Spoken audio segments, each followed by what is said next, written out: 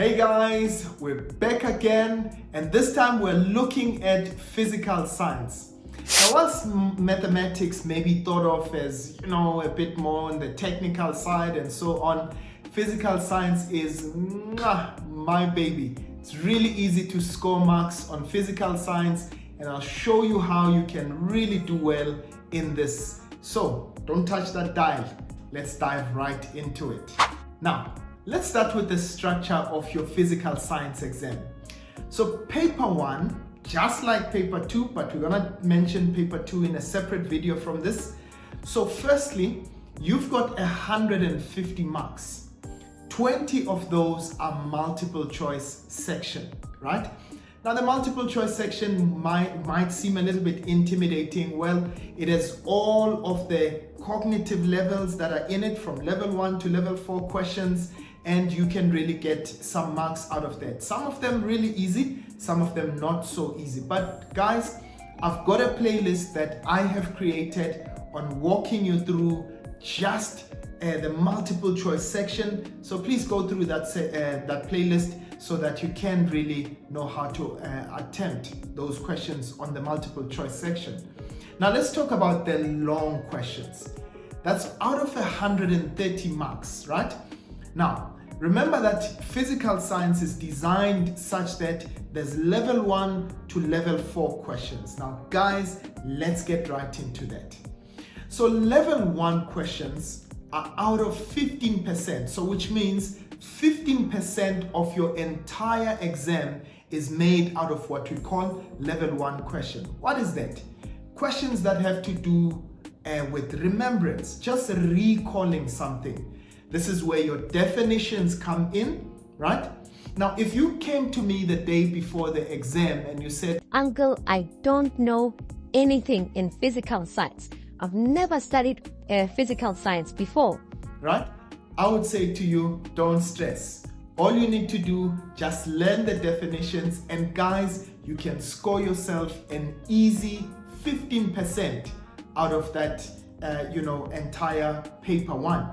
So that means that, guys, there shouldn't be anyone who says, "I cannot score even a single mark in physical science," because then it means that all you need to do, just remember those definitions, learn them off by heart, and all you need to do is just write them on your script, and voila, there you've got your low-hanging fruits, again, in physical science, right? Now, number 2, these are questions that have to do with understanding and a little bit of comprehension. Now, what are those type of questions? These are straightforward calculations. What am I talking about? This is where you're going to look at just the formula, and the format is really quite simple. Formula, substitution, and the answer, right? So what does it mean? I can make an example. Let's say, for instance, I want you to calculate the voltage of across a resistor, and I give you the current across that resistor, and I give you the resistance. So what do? V is equal to IR. You get a mark for that formula, right? Secondly, the substitution of the current as well as the resistance, and finally, the answer. Now guys, here's what I don't want you to forget. Remember, in physical science, you don't just give us an answer. There has to be an SI unit.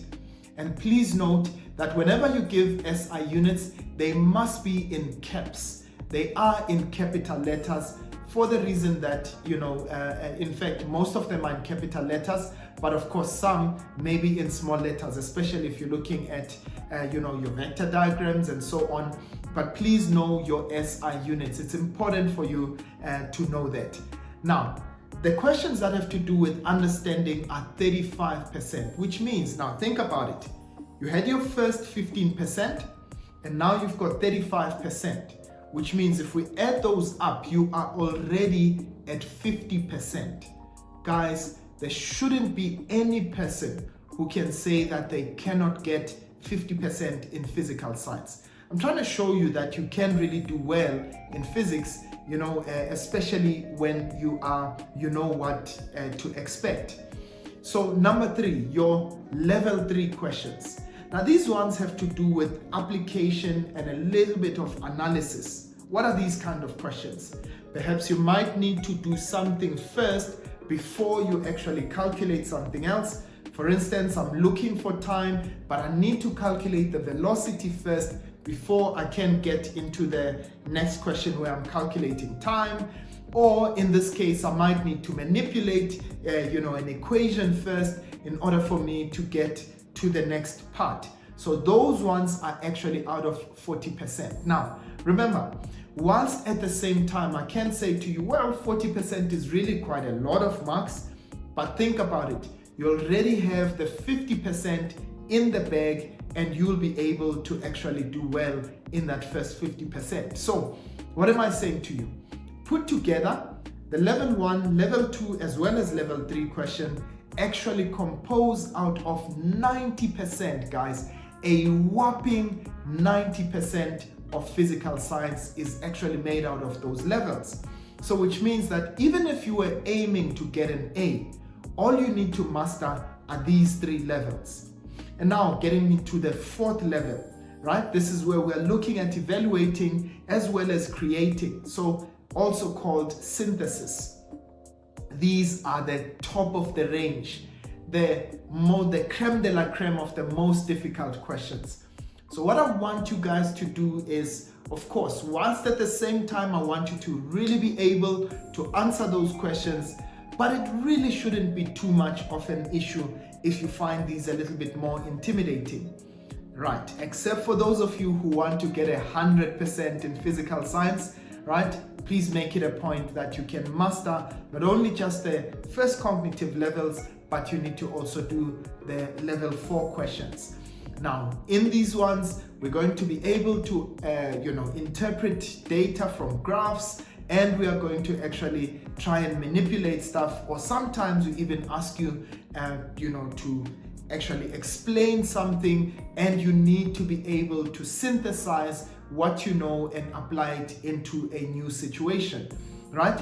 But guys, that is the 100% in physical science. Now we're gonna deep dive into just the sections where we are looking into what are the different sections in physical science. Now, the first section, we're looking at mechanics. Now guys, this has a weighting of 65 marks out of 150. Now that means that this is the biggest section in your paper 1. So remember, what sections do we have there?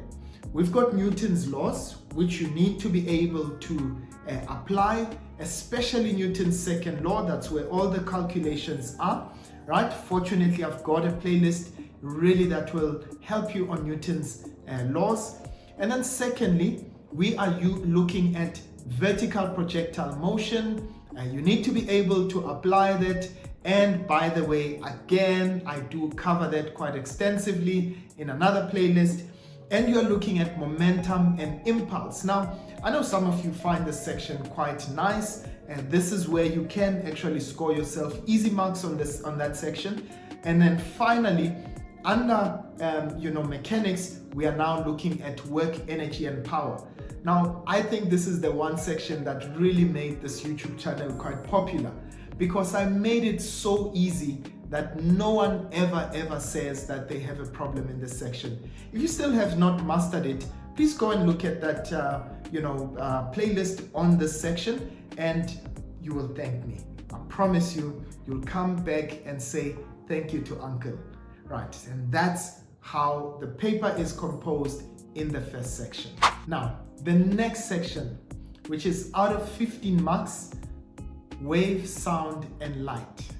Now guys, in this section, you can score yourself quite some easy marks by applying the Doppler effect, right? So you just need to know what happens when an object, a source of sound, is moving either away from a listener or towards a listener, right? You have to know the Doppler equation so that you can be able to actually use it quite easily. I also have a video that I've done on a simultaneous equation, right, on this section. And guys, I mean, some of you have been asking me for that video, and I've long recorded it. So please go and look at it after you are done watching this video. Now, Another thing that you need to do in this section, have to be able to explain redshifts. That is for objects that are moving away from the Earth. Of course, we also do have a blue shift for objects that are moving towards the Earth, right? So be able to explain that part, especially on concluding on why the universe is expanding. This, guys, is a section that is quite small, 10% in weight, but I'd say to you, it's a low-hanging fruit, so you can score yourself some easy marks. Now, guys, the next section, electricity and magnetism. Now, this section consists of 55 marks out of 150. And really, guys, this is the second biggest section in paper 1 in physical science. So what is it composed out of? Firstly, electrostatics. So this is where we are looking at things like, your grade 11 physical science, where we are looking at the application of Coulomb's law, right, and electric fields. So in this case, what we're going to do, we now need to calculate the net electrostatic field between 3-point charges, or sometimes we need to calculate the net field between 2-point charges. So please be able to actually know how to calculate in this section. And I do believe that it is one of those sections where you can really score yourself some really easy marks out of. And then the next section out of that, we are looking at electricity, and in this case, we are looking at Ohm's law, electric circuits. Now, guys, I do take you through this section quite well in a playlist that I've provided, and please go and look at that playlist. By the way, you need to be able to not only apply Ohm's law, we need to calculate power and energy, right? But what we also need to do is work with internal resistance as well as EMF. This is not such a bad section. We're looking at just some map work that we have there on how to navigate your way around, current, when a switch is open, when a switch is closed, and so on. But what I've also just realized is that we also need to know how to interpret graphs in this section. Please, guys, go and look at the past papers that I've curated in this section, and they'll be able to take you through nicely through this. And for those of you that are doing IEB, we also have calculations on the cost of using electricity, right? So look at also the IEB past exam questions that I've done, because I've included this in those question papers. Now, another part, which is almost the last in this section, we are looking at electrodynamics.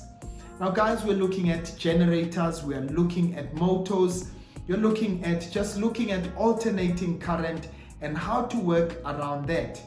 So remember that in this section, there's a lot of theory, number one. So using your right-hand rule versus your left-hand rule, right? To know that generators use the right-hand rule and motors would use your left-hand rule. But also for those that are doing IEB, right? You need to be able to also know what is the difference between your transformers, right? So please remember, you've got your step-up transformers, you've got your step-down transformers, but that may not necessarily be applicable for those of you that are writing the DBE exam.